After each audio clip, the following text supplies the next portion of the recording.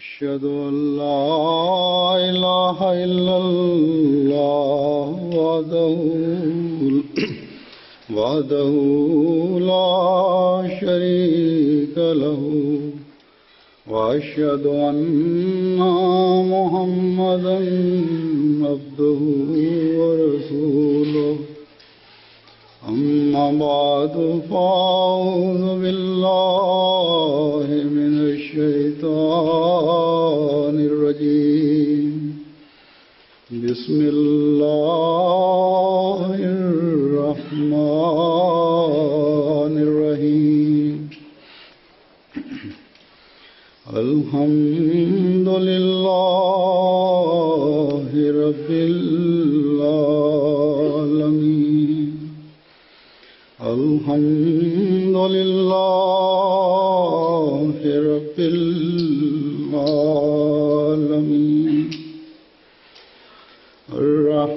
الرحمن الرحيم مالك يوم الدين إياك نعبد وإياك نستعين اهدنا الصراط المستقيم اهدنا الصراط المستقيم صراط الذين أنعمت عليهم غير المغضوب عليهم ولا الضالين.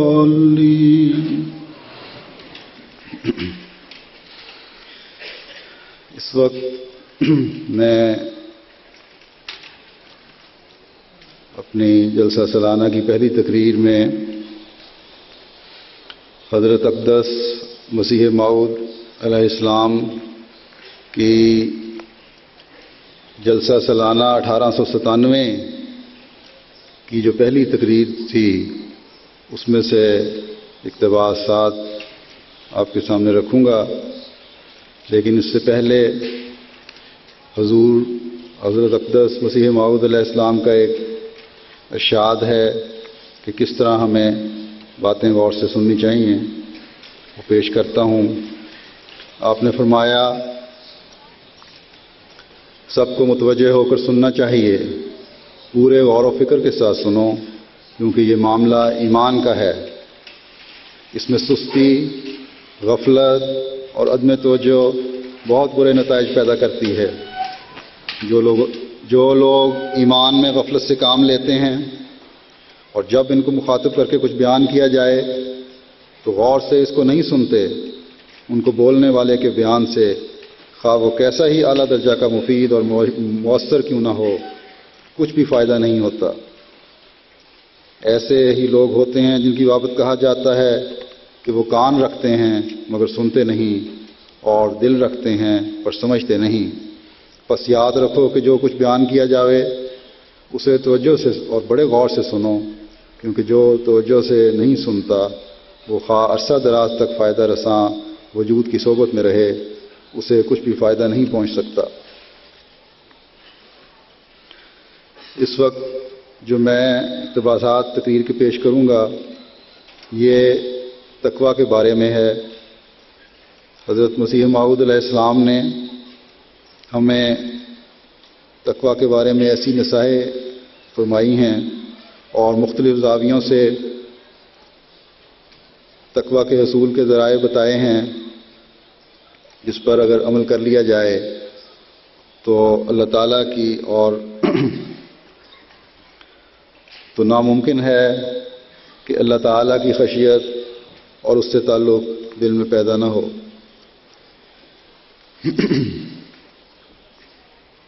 آپ فرماتے ہیں اپنی جماعت کی خیر خواہی کے لیے زیادہ ضروری بات یہ معلوم ہوتی ہے کہ تقویٰ کی بابت نصیحت کی جاوے، کیونکہ یہ بات عقل مند کے نزدیک ظاہر ہے کہ بجوز تقویٰ کے اور کسی بات سے اللہ تعالیٰ راضی نہیں ہوتا۔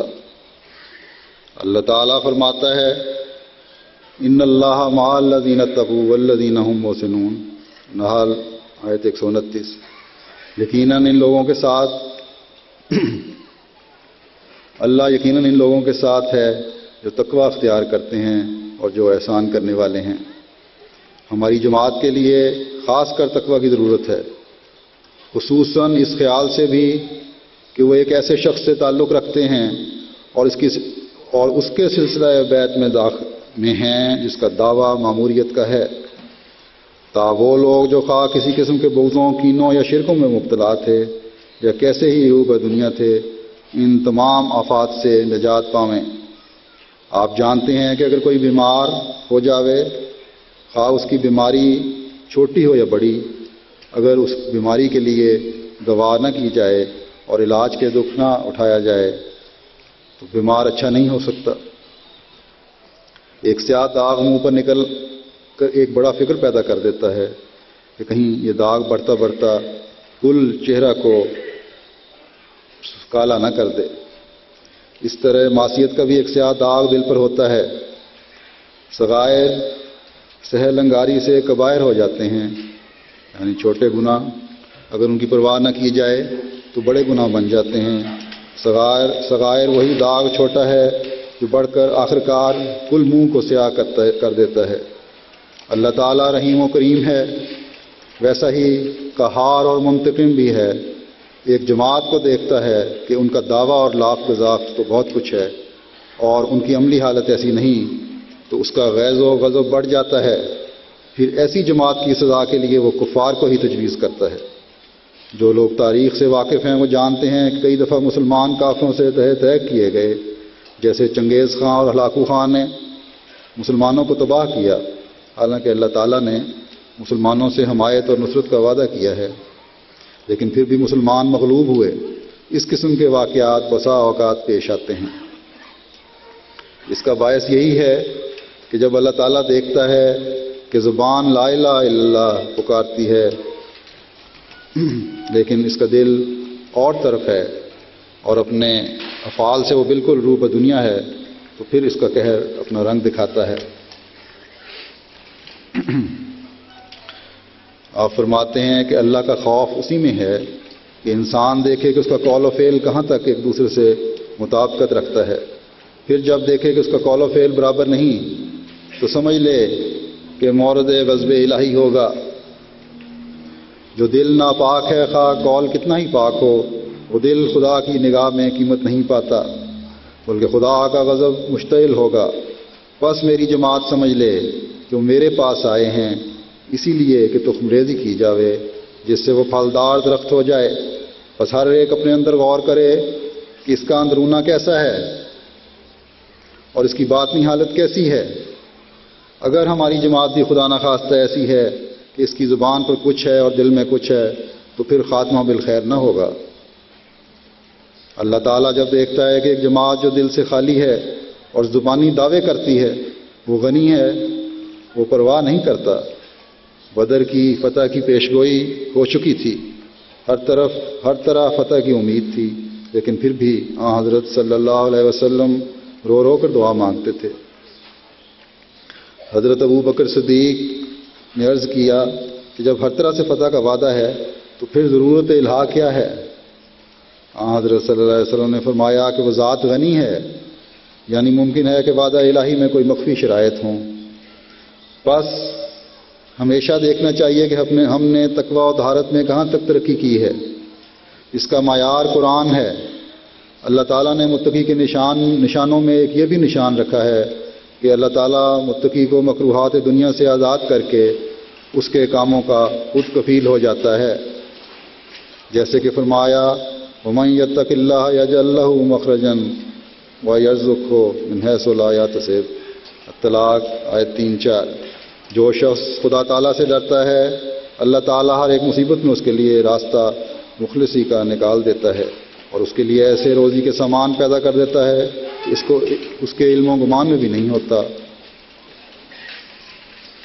یعنی یہ بھی ایک علامت متقی کی ہے کہ اللہ تعالیٰ متقی کو نابکار ضرورتوں کا محتاج نہیں کرتا۔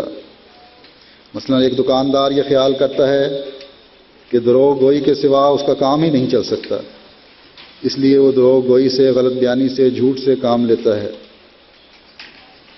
اور باز نہیں آتا، اور جھوٹ بولنے کے لیے وہ مجبوری ظاہر کرتا ہے، لیکن یہ امر ہرگز سچ نہیں۔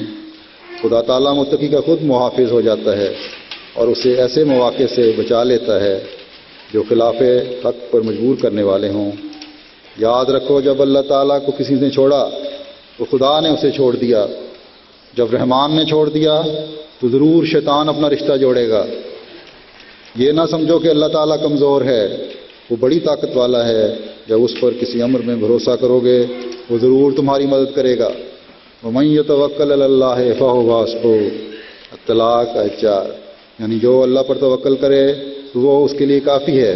لیکن جو لوگ ان آیات کے پہلے مخاطب تھے وہ اہل دین تھے، ان کی ساری فکریں محض دینی امور کے لیے تھیں اور دنیاوی امور حوالہ بخدا تھے۔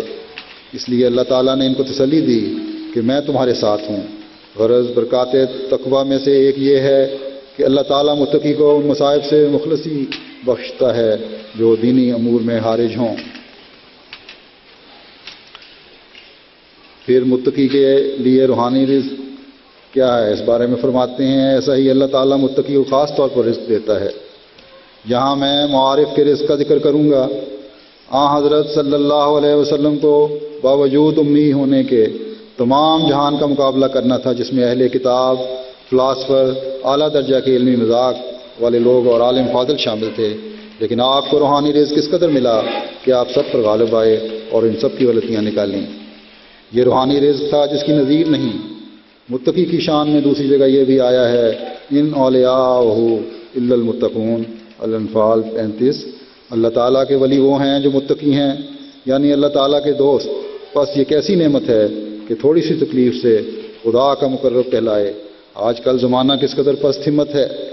اگر کوئی حاکم یا افسر کسی کو یہ کہہ دے کہ تو میرا دوست ہے، یا اس کو کرسی دے اور اس کی عزت کرے، تو وہ شیخی کرتا ہے، فخر کرتا پھرتا ہے۔ لیکن اس انسان کا کس قدر افضل رتبہ ہوگا جس کو اللہ تعالیٰ اپنا ولی یا دوست کہہ کر پکارے۔ اللہ تعالیٰ نے حضرت رسول کریم صلی اللہ علیہ وسلم کی زبان سے یہ وعدہ فرمایا ہے، جیسے کہ ایک حدیث بخاری میں وارد ہے کہ اللہ تعالیٰ فرماتا ہے کہ میرا ولی ایسا قرب میرے ساتھ بذریعہ نوافل پیدا کر لیتا ہے کہ میں بھی اس سے پیار کرنے لگتا ہوں۔ جب میں اس سے محبت کرنے لگ جاؤں تو میں اس کے کان بن جاتا ہوں جن سے وہ سنتا ہے، اور اس کی آنکھ بن جاتا ہوں جس سے وہ دیکھتا ہے، اور اس کے ہاتھ بن جاتا ہوں جن سے وہ پکڑتا ہے، اور اس کے پاؤں بن جاتا ہوں جن سے وہ چلتا ہے، اور اگر وہ مجھ سے کچھ مانگتا ہے تو میں ضرور اس کو وہ دے دیتا ہوں، اور اگر وہ میری پناہ کا طلبگار ہو تو میں شیطان کے مقابلے پر ضرور اسے محفوظ رکھتا ہوں۔ پھر آپ فرماتے ہیں کہ انسان جس قدر نیکیاں کرتا ہے اس کے دو حصے ہوتے ہیں، ایک فرائض، دوسرے نوافل۔ فرائض یعنی جو انسان پر فرض کیا گیا ہو، جیسے قرضہ کا اتارنا یا نیکی کے مقابل پر نیکی۔ ان فرائض کے علاوہ ہر ایک نیکی کے ساتھ نوافل ہوتے ہیں، یعنی ایسی نیکی جو اس کے حق میں سے فاضل ہو، جیسے احسان کے مقابل احسان کے علاوہ اور احسان کرنا، یہ نوافل ہیں۔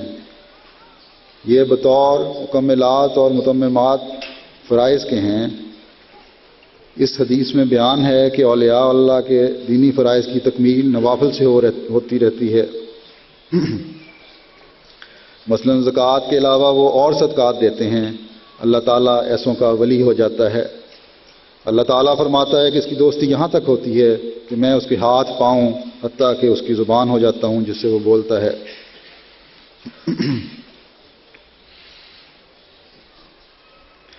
حضرت اقدس مسیح موعود علیہ السلام ہر احمدی سے یہ امید رکھتے ہیں کہ اس کا ہر ایک فعل خدا کی منشا کے مطابق ہو۔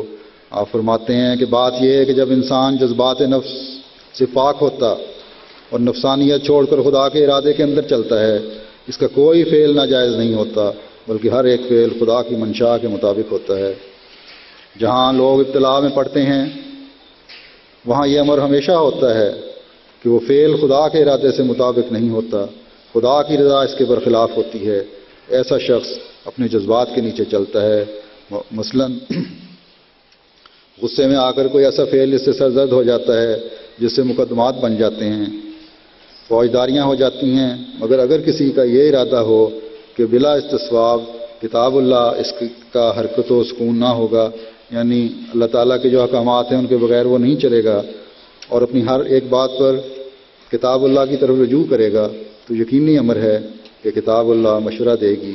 جیسے فرمایا ولا رطب ولا یابس الا فی کتاب مبین الانعام آیت 60. یعنی اور کوئی تر یا خشک چیز نہیں مگر اس کا ذکر ایک روشن کتاب میں ہے. سو اگر ہم یہ ارادہ کریں کہ ہم مشورہ کتاب اللہ سے لیں گے تو ہم کو ضرور مشورہ ملے گا، لیکن جو اپنے جذبات کتابیں ہیں وہ ضرور نقصان ہی میں پڑیں گے. جیسے آج کل بھی بعض جگہ آپ دیکھتے ہیں کہ جذبات کتابیں ہو کر لڑائیاں ہوتی ہیں، مقدمے بنتے ہیں، جیلیں جاتی ہوتی ہیں اور خاندان کی بدنامی کا بھی باعث بن رہے ہوتے ہیں، اپنا مال بھی ضائع کر رہے ہوتے ہیں اور اپنا وقت بھی ضائع کر رہے ہوتے ہیں. پھر آپ فرماتے ہیں بسا اوقات وہ اس جگہ مواخذہ میں پڑے گا. سو اس کے مقابل اللہ تعالیٰ نے فرمایا کہ ولی جو میرے ساتھ بولتے چلتے کام کرتے ہیں وہ گویا اس میں محو ہیں. سو جس قدر کوئی محویت میں کم ہے وہ اتنا ہی خدا سے دور ہے، لیکن اگر اس کی محویت ویسی ہی ہے جیسے خدا نے فرمایا تو اس کے ایمان کا اندازہ نہیں. اس کی حمایت میں اللہ تعالیٰ فرماتا ہے من عاد لی ولیا فقد آذنتہ بالحرب. جو شخص میرے ولی کا مقابلہ کرتا ہے وہ میرے ساتھ مقابلہ کرتا ہے، یعنی جو شخص میرے ولی سے دشمنی کرتا ہے تو میں اسے جنگ پر متنبع کرتا ہوں. اب دیکھ لو کہ متقی کی شان کس قدر بلند ہے اور اس کا پایہ کس قدر عالی ہے، جس کا قرب خدا کی جناب میں ایسا ہے کہ اس کا ستایا جانا خدا کا ستایا جانا ہے، تو خدا اس کا کس قدر معاون و مددگار ہوگا. بس ہم سب جو اس جلسہ میں آئے ہیں شامل ہوئے ہیں اپنے تقویٰ کے معیار کو بڑھانے کے لیے، اللہ اور اس کے رسول کی باتیں سننے کے لیے یہاں آئے ہیں. اللہ تعالیٰ کی محبت، اس کے رسول کی محبت اپنے دلوں میں پیدا کرنے کے لیے یہاں اکٹھے ہوئے ہیں اور اللہ تعالیٰ کا تقویٰ اپنے دلوں میں پیدا کرنے کی خواہش رکھتے ہیں. اور اس تقویٰ کے زیر اثر اس زمانہ میں مسیح موعود و مہدی موعود کو ماننے کی توفیق بھی پائی ہے. آپ کے لیے مسیح موعود علیہ السلام ہر شر سے بچائے جانے کی بشارت دیتے ہوئے فرماتے ہیں کہ لوگ بہت سے مصائب میں گرفتار ہوتے ہیں لیکن متقی بچائے جاتے ہیں، بلکہ ان کے پاس جو آ جاتا ہے وہ بھی بچایا جاتا ہے. مصائب کی کوئی حد نہیں. انسان کا اپنا اندر اس قدر مصائب سے بھرا ہوا ہے کہ اس کا کوئی اندازہ نہیں. امراض کو ہی دیکھ لیا جاوے کہ ہزارہ مصائب کے پیدا کرنے کو کافی ہیں، لیکن جو تقویٰ کے قلعہ میں ہوتا ہے وہ اس سے محفوظ ہے، اور جو اس سے باہر ہے وہ ایک جنگل میں ہے جو درندہ جانوروں سے بھرا ہوا ہے. متقی کے لیے ایک اور بھی وعدہ ہے، لہم البشرا فی الحیات دنیا و فی الآخرہ، یونس آیت 65. یعنی جو متقی ہوتے ہیں ان کو اسی دنیا میں بشارتیں سچے خوابوں کے ذریعے ملتی ہیں، بلکہ اس سے بھی بڑھ کر وہ صاحب مکاشفات ہوتے ہیں، مکالمت اللہ کا شرف حاصل کرتے ہیں. وہ بشریت کے لباس میں ہی ملائکہ کو دیکھ لیتے ہیں، جیسا کہ فرمایا ان الذین قالوا ربنا اللہ ثم استقاموا تتنزل علیہم الملائکہ حامیم سجدہ آیت 31. یعنی جو لوگ کہتے ہیں کہ ہمارا رب اللہ ہے اور استقامت دکھاتے ہیں، یعنی ابتلا کے وقت ایسا شخص دکھلا دیتا ہے کہ جو میں نے منہ سے وعدہ کیا تھا وہ عملی طور سے پورا کرتا ہوں. ابتلا ضروری ہے، ابتلا ضروری ہے. جیسے یہ آیت اشارہ کرتی ہے احسب الناس ان یترکوا ان یقولوا آمنا وهم لا یفتنون، عنکبوت آیت 3. اللہ تعالیٰ فرماتا ہے کہ جنہوں نے کہا کہ ہمارا رب اللہ ہے اور استقامت کی، ان پر فرشتے اترتے ہیں. اس کا مطلب یہ ہے کہ جو لوگ دل کو صاف کرتے ہیں اور نجاست اور گندگی سے جو اللہ سے دور رکھتی ہے اپنے نفس کو دور رکھتے ہیں، ان میں سلسلہ الہام کے لیے ایک مناسبت پیدا ہو جاتی ہے، سلسلہ الہام شروع ہو جاتا ہے. پھر متقی کی شان میں ایک اور جگہ فرمایا ہے الا ان اولیاء اللہ لا خوف علیہم ولا هم یحزنون، یونس آیت 63. یعنی جو اللہ کے ولی ہیں ان کو کوئی غم نہیں، جس کا خدا متکفل ہو اس کو کوئی تکلیف نہیں، کوئی مقابلہ کرنے والا ضرر نہیں دے سکتا اگر خدا ولی ہو جائے.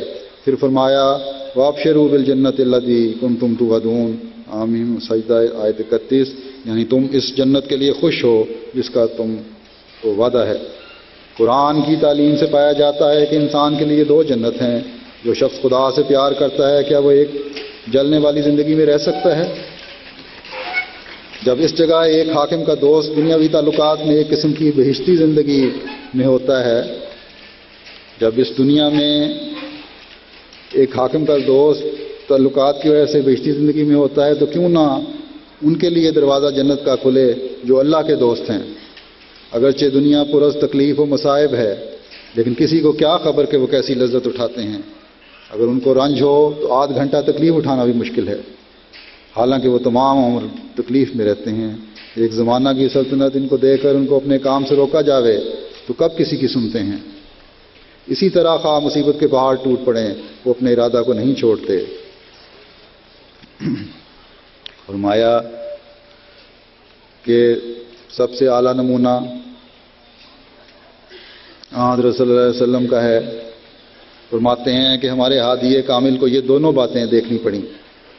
ایک وقت تو طائف میں پتھر برسائے گئے، ایک کثیر جماعت نے سخت سے سخت جسمانی تکالیف دیں، لیکن حضرت صلی اللہ علیہ وسلم کے استقلال میں فرق نہ آیا۔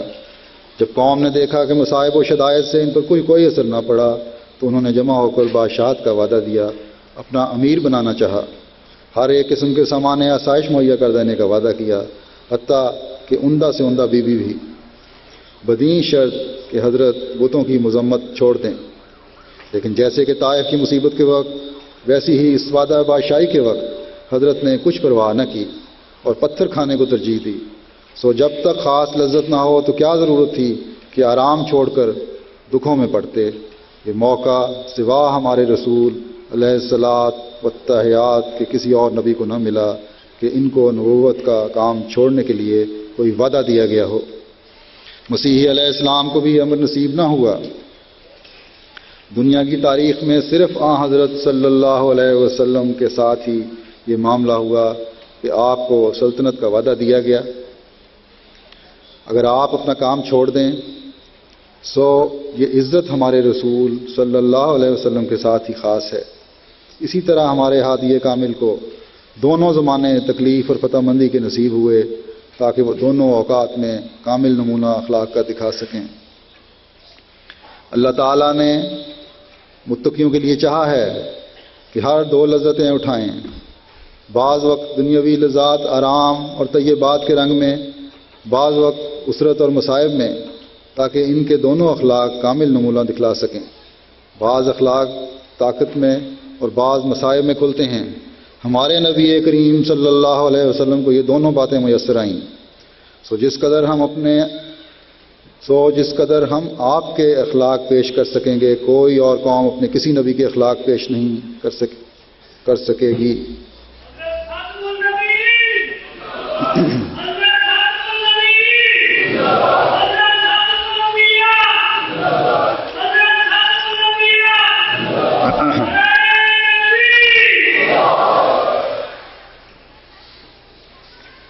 جیسے مسیح کا صرف صبر ظاہر ہو سکتا ہے کہ وہ مار کھاتا رہا، لیکن یہ کہاں سے نکلے گا کہ ان کو طاقت نصیب ہوئی؟ وہ نبی بے شک سچے تھے، لیکن ان کے ہر قسم کے اخلاق ثابت نہیں۔ چونکہ ان کا ذکر قرآن میں آ گیا اس لیے ہم ان کو نبی مانتے ہیں، وَإِلَّا انجیل میں تو ان کا کوئی ایسا خلق ثابت نہیں جیسے الانبیاء کی شان ہوتی ہے۔ ایسا ہی اگر ہمارے ہادی کامل بھی اگر ابتدائی 13 برس کی مصائب میں مر جاتے تو ان کے اور بہت سے اخلاق فاضلہ مسیح کی طرح ثابت نہ ہوتے۔ لیکن دوسرا زمانہ جب فتح کا آیا اور مجرم آپ کے سامنے پیش کیے گئے تو اس سے آپ کی صفت رحم اور عفو کا کامل ثبوت ملا، اور اس سے ظاہر ہے کہ آپ کے کام کوئی جبر پر نہ تھے، نہ زبردستی تھی، بلکہ ہر ایک امر اپنے طبعی رنگ میں ہوا۔ اسی طرح آپ کے اور بہت سے اخلاق بھی ثابت ہیں۔ سو اللہ تعالیٰ نے یہ جو فرمایا کہ نحن اولیاؤکم فی الحیات دنیا و فی الآخرہ، حمیم سجدہ آیت 32، کہ ہم اس دنیا میں بھی اور آئندہ بھی متقی کے ولی ہیں۔ سو یہ آیت بھی تکذیب میں ان نادانوں کے ہے جنہوں نے اس زندگی میں نزول ملائکہ سے انکار کیا ہے۔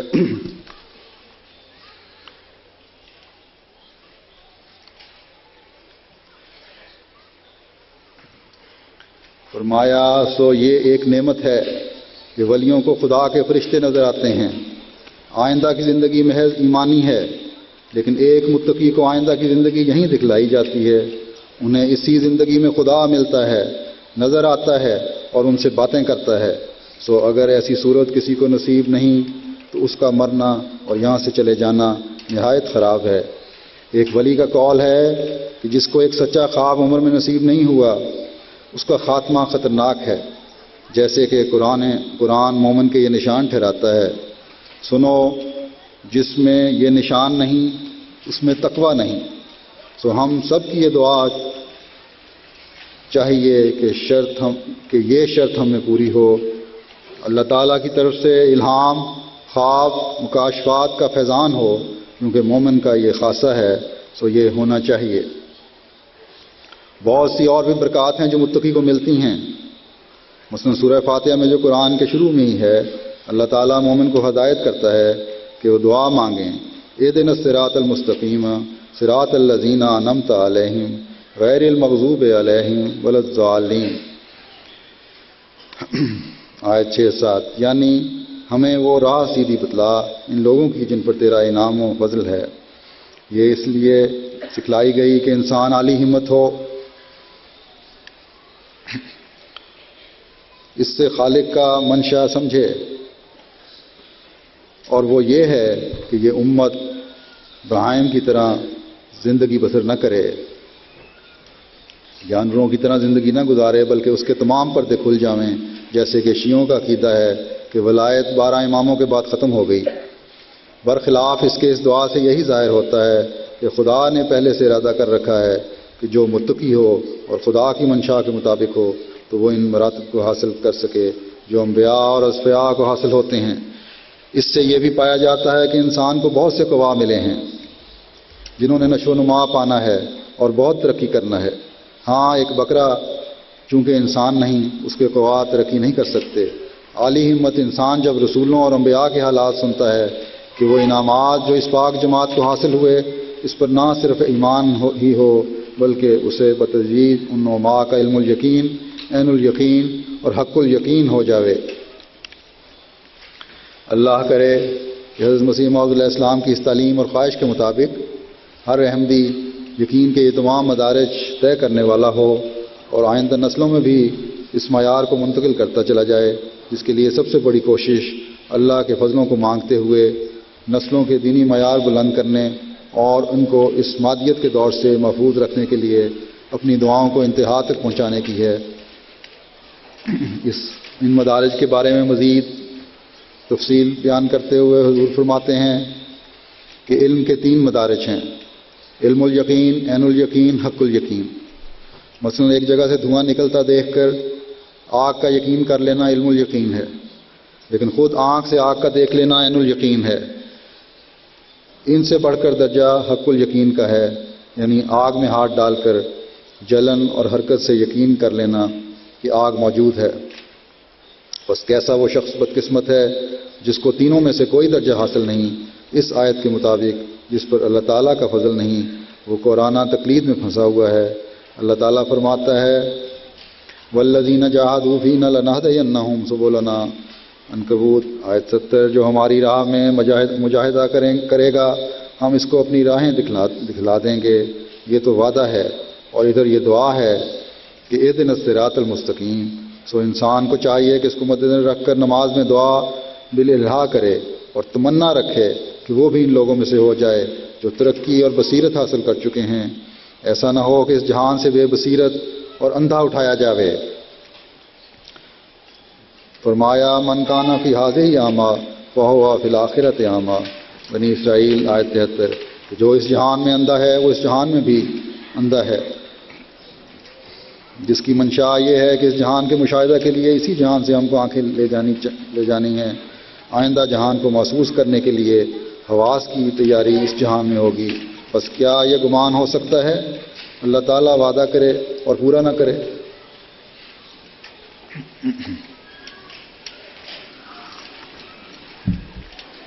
اندھے سے مراد وہ ہے جو روحانی معارف اور روحانی لذات سے خالی ہے۔ ایک شخص قرآنہ تقلید سے کہ مسلمانوں کے گھر میں پیدا ہو گیا مسلمان کہلاتا ہے، دوسرا اسی طرح ایک عیسائیوں کے گھر پیدا ہو کر عیسائی ہو گیا، یہی وجہ ہے کہ ایسے شخص کو خدا، رسول اور قرآن کی کوئی عزت نہیں ہوتی۔ اس کی دین سے محبت بھی قابل اعتراض ہے۔ خدا اور رسول کی حد تک کرنے والوں میں اس کا گزر ہوتا ہے۔ اس کی وجہ صرف یہ ہے کہ ایسے شخص کی روحانی آنکھ نہیں، اس میں محبت دین نہیں، وَإِلَّا محبت والا اپنے محبوب کے برخلاف کیا کچھ پسند کرتا ہے۔ غرض اللہ تعالیٰ نے سکھلایا ہے کہ میں تو دینے کو تیار ہوں اگر تو لینے کو تیار ہے، بس یہ دعا کرنا ہی اس ہدایت کو لینے کی تیاری ہے۔ اس دعا کے بعد سورہ بقرہ کے شروع میں ہی جو ھدی للمتقین کہا گیا ہے تو گویا خدا تعالیٰ نے دینے کی تیاری کی، یعنی یہ کتاب متقی کو کمال تک پہنچانے کا وعدہ کرتی ہے۔ سو اس کے معنی یہ ہیں کہ یہ کتاب ان کے لیے نافع ہے جو پرہیز کرنے اور نصیحت کے سننے کو تیار ہوں۔ اس درجہ کا متقی وہ ہے جو مخلّع بالتبع ہو کر بات سننے کو تیار ہو، یعنی خالی ذہن ہو کر پھر بات سنے۔ جیسے جب کوئی مسلمان ہوتا ہے تو وہ متقی بنتا ہے، جب کسی غیر مذہب کے اچھے دن آئے تو اس میں اتقاء پیدا ہوا، عجب، غرور، پندار دور ہوا۔ یہ تمام روکیں تھیں جو دور ہو گئیں، ان کے دور ہونے سے تاریک گھر کی کھڑکی کھل گئی اور شعاعیں اندر داخل ہو گئیں۔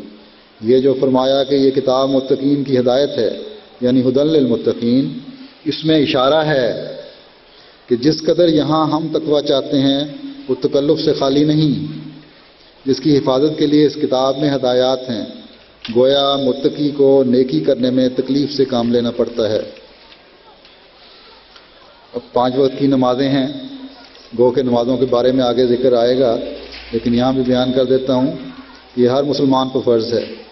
بعض دفعہ ہمارے سستی ہو جاتی ہے، فجر کی نماز ہے، رات نیند پوری نہ ہونے کی وجہ سے ادا نہ ہوئی، ظہر عصر کی نمازیں ہیں، اپنے دنیاوی کاموں کی وجہ سے وقت پر ادا نہیں ہوئیں، تو قرآن کریم میں ان کو وقت پر اور باجماعت ادا کرنے کا حکم ہے۔ اللہ تعالیٰ کو تو پتہ تھا، علم تھا کہ اس زمانے میں کیا حالات ہوں گے اور باجماعت قیام، نماز کا قیام آسان ہوگا کہ مشکل ہوگا، لیکن اس کے باوجود یہ فرضیت اس لیے ہے کہ تکلیف اٹھاؤ گے تو تقویٰ کے اعلیٰ معیار حاصل کرو گے۔ بس ہم میں سے ہر ایک کو چاہیے کہ 5 وقت کی نمازوں کا التزام باقاعدہ رکھیں تاکہ ہم اللہ کا تقویٰ اختیار کرنے والے اور اس کا قرب پانے والے ہوں۔ حضرت مسیح موعود علیہ السلام فرماتے ہیں کہ اسی طرح یہ دنیا کیا ہے، ایک قسم کی دارالابتلاء ہے۔ وہی اچھا ہے جو ہر ایک امر خفیہ رکھے اور ریا سے بچے۔ وہ لوگ جن کے اعمال للہ ہوتے ہیں وہ کسی پر اپنے اعمال ظاہر ہونے نہیں دیتے، یہی لوگ متقی ہیں۔ میں نے فرمایا، میں نے تذکرۃ الاولیاء میں دیکھا ہے کہ ایک مجمع میں ایک بزرگ نے سوال کیا کہ اس کو کچھ روپیہ کی ضرورت ہے، کوئی اس کی مدد کرے۔ ایک نے سالے سمجھ کر اس کو 1000 روپیہ دے دیا۔ انہوں نے روپیہ لے کر اس کی سخاوت اور فیاضی کی تعریف کی۔ اس بات پر وہ دینے والا بہت رنجیدہ ہوا کہ جب یہاں تعریف ہو گئی تو شاید ثواب آخرت سے محرومیت ہو۔ تھوڑی دیر کے بعد وہ آیا اور کہا کہ وہ روپیہ اس کی والدہ کا تھا جو دینا نہیں چاہتی، چنانچہ وہ روپیہ واپس دیا گیا، جس پر ہر ایک نے لعنت کی اور کہا کہ جھوٹا ہے، اصل میں روپیہ دینا نہیں چاہتا۔ جب شام کے وقت وہ بزرگ گھر گیا تو وہ شخص 1000 روپیہ اس کے پاس لایا اور کہا، آپ نے سر عام میری تعریف کر کے مجھے محروم ثواب آخرت کیا، اس لیے میں نے یہ بہانہ کیا، اب یہ روپیہ آپ کا ہے لیکن آپ کسی کے آگے نام نہ لیں۔ بزرگ رو پڑا اور کہا کہ اب تو قیامت تک مورد لعن طعن ہوا، کیونکہ کل کا واقعہ سب کو معلوم ہے اور یہ کسی کو معلوم نہیں کہ تو نے مجھے وہ روپیہ واپس دے دیا ہے۔ ایک متقی تو اپنے نفس امارہ کے برخلاف جنگ کر کے اپنے خیال کو چھپاتا ہے اور خفیہ رکھتا ہے، لیکن اللہ تعالیٰ اس خفیہ خیال کو ہمیشہ ظاہر کر دیتا ہے۔ جیسا کہ بدمعاش کسی بد چلنی کا مرتکب ہو کر خفیہ رہنا چاہتا ہے، اسی طرح ایک متقی چھپ کر نماز پڑھتا ہے اور ڈرتا ہے کہ کوئی اس کو دیکھ لے۔ سچا متقی ایک قسم کا ستر چاہتا ہے۔ تقویٰ کے مراتب بہت ہیں، لیکن بہرحال تقویٰ کے لیے تکلف ہے، اور متقی حالت جنگ میں ہے اور صالح اس جنگ سے باہر۔ جیسا کہ میں نے مثال کے طور پر اوپر ریا کا ذکر کیا ہے جس سے متقی کو 8 پہر جنگ ہے۔ ریا اور حلم کی جنگ کے بارے میں فرماتے ہیں بسا اوقات ریا اور حلم کا جنگ ہو جاتا ہے۔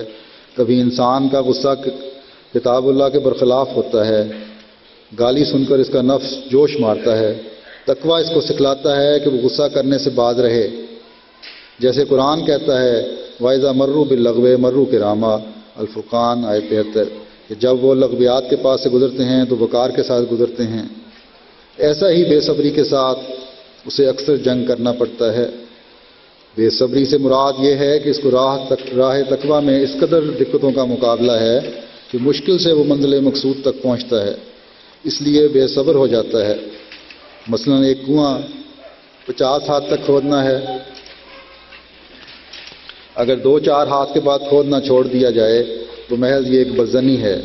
اب تقویٰ کی شرط یہ ہے کہ جو اللہ تعالیٰ نے احکام دیے ان کو اخیر تک پہنچائے اور بے صبر نہ ہو جاوے۔ پھر فرمایا راہ سلوک میں مبارک قدم 2 گروہ ہیں، ایک دین العجائز والے جو موٹی موٹی باتوں پر قدم مارتے ہیں، مثلا احکام شریعت کے پابند ہو گئے اور نجات پا گئے، دوسرے وہ جنہوں نے آگے قدم مارا، ہرگز نہ تھکے اور چلتے گئے حتیٰ کہ منزل مقصود تک پہنچ گئے۔ لیکن نامراد وہ فرقہ ہے کہ دین العجائز سے تو قدم آگے رکھا لیکن منزل سلوک کو طے نہ کیا، وہ ضرور دہریہ ہو جاتے ہیں۔ جیسے بعض لوگ کہتے ہیں کہ ہم تو نمازیں بھی پڑھتے ہیں، چلہ کشیاں بھی کیں لیکن فائدہ کچھ نہ ہوا۔ جیسے ایک شخص منصور مسیح نے بیان کیا کہ اس کی عیسائیت کا باعث یہی تھا کہ وہ مرشدوں کے پاس گیا، چلہ کشی کرتا رہا لیکن فائدہ کچھ نہ ہوا، تو بدظن ہو کر عیسائی ہو گیا۔ تو جو لوگ بے صبری کرتے ہیں وہ شیطان کے قبضہ میں آ جاتے ہیں۔ متقی کو بے صبری کے ساتھ بھی جنگ ہے۔ بوستان میں ایک عابد کا ذکر کیا گیا ہے کہ جب کبھی وہ عبادت کرتا تو ہاتف یہی آواز دیتا، فرشتہ یہی آواز دیتا کہ تو مردود و معزول ہے۔ ایک دفعہ ایک مرید نے یہ آواز سن لی اور کہا کہ اب تو فیصلہ ہو گیا، اب ٹکریں مارنے سے کیا فائدہ ہوگا۔ وہ بہت رویا اور کہا کہ میں اس جناب کو چھوڑ کر کہاں جاؤں، اگر ملعون ہوں تو ملعون ہی صحیح، غنیمت ہے کہ مجھ کو ملعون تو کہا جاتا ہے۔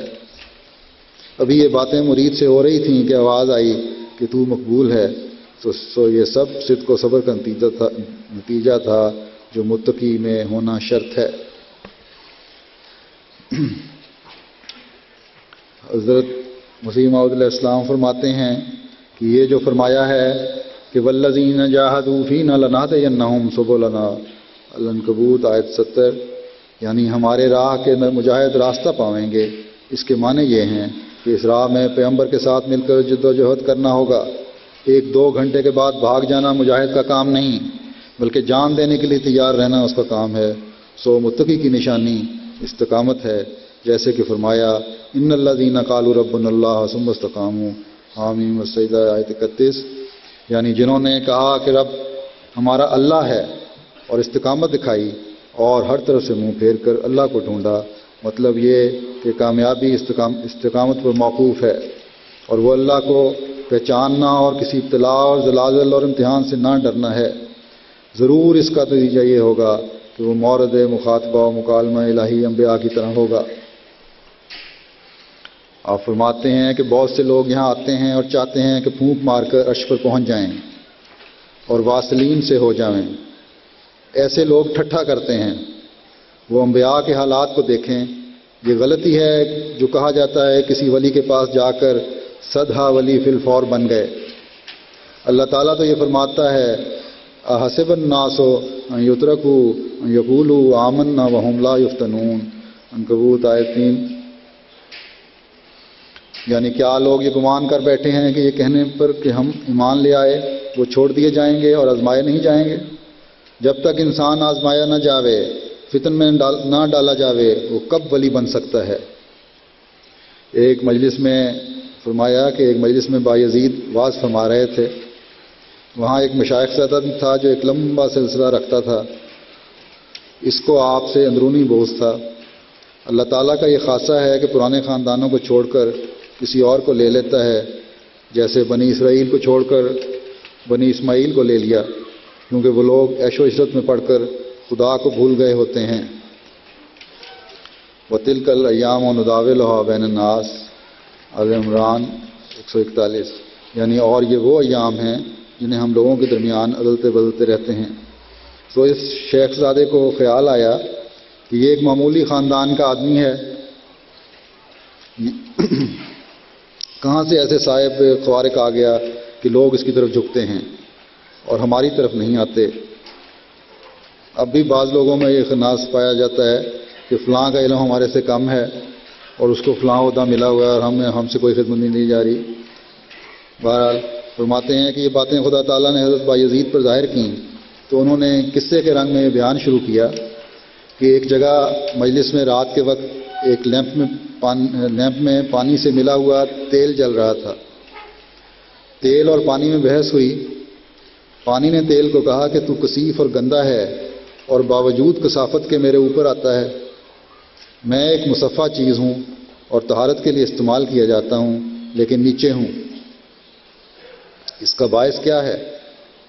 تیل نے کہا کہ جس قدر صعوبتیں مشکلیں میں نے کھینچی ہیں تو نے وہ کہاں جھیلی ہیں، جس کے باعث یہ بلندی مجھے نصیب ہوئی۔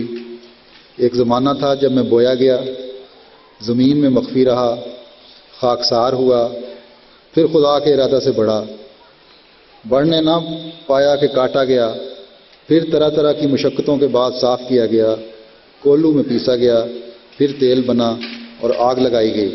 کیا ان مصائب کے بعد بھی بلندی حاصل نہ کرتا؟ تو یہ ایک مثال ہے کہ اہل اللہ مصائب و شدائد کے بعد درجات پاتے ہیں۔ لوگوں کا یہ خیال خام ہے کہ فلاں شخص فلاں کے پاس جا کر بلا مجاہدہ و تزکیہ ایک دم میں صدیقین میں داخل ہو گیا۔ قرآن شریف کو دیکھو کہ خدا کس طرح تم پر راضی ہو جب تک نبیوں کی طرح تم پر مصائب و زلازل نہ آویں، جنہوں نے بعض وقت تنگ آ کر یہ بھی کہہ دیا حتیٰ یقول الرسول والذین آمنوا معہ متی نصر اللہ الا ان نصر اللہ قریب، البقرہ آیت 215، یہاں تک کہ رسول اور وہ جو اس کے ساتھ ایمان لائے تھے پکار اٹھے کہ اللہ کی مدد کب آئے گی، سنو یقیناً اللہ کی مدد قریب ہے۔ اللہ کے بندے ہمیشہ بلاؤں میں ڈالے گئے، پھر خدا نے ان کو قبول کیا۔ ایمان بالغیب کے بارے میں فرماتے ہیں کہ تقوی جیسا کہ میں بیان کر آیا ہوں کس قدر تکلف کو چاہتا ہے، کسی قدر تکلف کو چاہتا ہے، اسی لیے فرمایا کہ ھدی للمتقین الذین یؤمنون بالغیب، البقرہ آیت 3-4، یعنی ہدایت دینے والی ہے متقیوں کو جو لوگ غیب پر ایمان لاتے ہیں۔ اس میں ایک تکلف ہے مشاہدہ کے مقابل ایمان بالغیب لانا، ایک قسم کے تکلف کو چاہتا ہے۔ سو متقی کے لیے ایک حد تک تکلف ہے، کیونکہ جب وہ صالح کا درجہ حاصل کر لیتا ہے تو پھر غیب اس کے لیے غیب نہیں رہتا، کیونکہ صالح کے اندر سے ایک نہر کھلتی ہے جو اس میں سے نکل کر خدا تک پہنچتی ہے۔ وہ خدا اور اس کی محبت کو اپنی آنکھ سے دیکھتا ہے کہ من کانا فی ھذہ اعمیٰ فہو فی الآخرۃ اعمیٰ، بنی اسرائیل آیت 73، جو اس دنیا میں اندھا ہو وہ آخرت میں بھی اندھا ہوگا۔ اسی سے ظاہر ہے کہ جب تک انسان پوری روشنی اسی جہان میں حاصل نہ کر لے وہ کبھی خدا کا منہ نہ دیکھے گا۔ سو متقی کا یہی کام ہے کہ وہ ہمیشہ ایسے سرمے تیار کرتا رہے جس سے اس کا روحانی نزول الماء دور ہو جائے۔ اب اس سے ظاہر ہے کہ متقی شروع میں اندھا ہوتا ہے، مختلف کوششوں اور تزکیوں سے وہ نور حاصل کرتا ہے، بس جب سجاکھا ہو گیا اور صالح بن گیا پھر ایمان بالغیب نہ رہا اور تکلف بھی ختم ہو گیا، جیسے کہ رسول اکرم صلی اللہ علیہ وسلم کو برائے العین اسی عالم میں بہشت و دوزخ وغیرہ سب کچھ مشاہدہ کرایا گیا۔ متقی کو ایک ایمان بالغیب کے رنگ میں ماننا پڑتا ہے، وہ تمام آپ کے مشاہدہ میں آ گیا۔ اس آیت میں اشارہ ہے کہ متقی اگرچہ اندھا ہے اور تکلف کی تکلیف میں ہے، لیکن صالح ایک دارالامان میں آ گیا ہے اور اس کا نفس مطمئنہ ہو گیا ہے۔ متقی اپنے اندر ایمان بالغیب کی کیفیت رکھتا ہے، وہ اندھا دھند طریق سے چلتا ہے، اس کو کچھ خبر نہیں، ہر ایک بات پر اس کا ایمان بالغیب ہے، یہی اس کا صدق ہے۔ ہر ایک بات پر اس کا ایمان بالغیب ہے، یہی اس کا صدق ہے۔ اور اس صدق کے مقابل خدا تعالیٰ کا وعدہ ہے کہ وہ فلاح پائے گا. اولئک هم المفلحون. البقرہ آیت 6. پھر نماز کے قیام کے بارے میں آپ فرماتے ہیں کہ اس کے بعد متقی کی شان میں آیا ہے وَيُقِيمُونَ الصَّلَاةَ. البقرہ آیت 4. یعنی وہ نماز کو کھڑی کرتا ہے. یہاں لفظ کھڑی کرنے کا آیا ہے. یہ بھی اس تکلف کی طرف اشارہ کرتا ہے جو متقی کا خاصہ ہے. یعنی جب وہ نماز شروع کرتا ہے تو طرح طرح کے وساوس کا اسے مقابلہ ہوتا ہے جن کے باعث اس کی نماز گویا بار بار گری پڑتی ہے جس کو اس نے کھڑا کرنا ہے. جب اس نے اللہ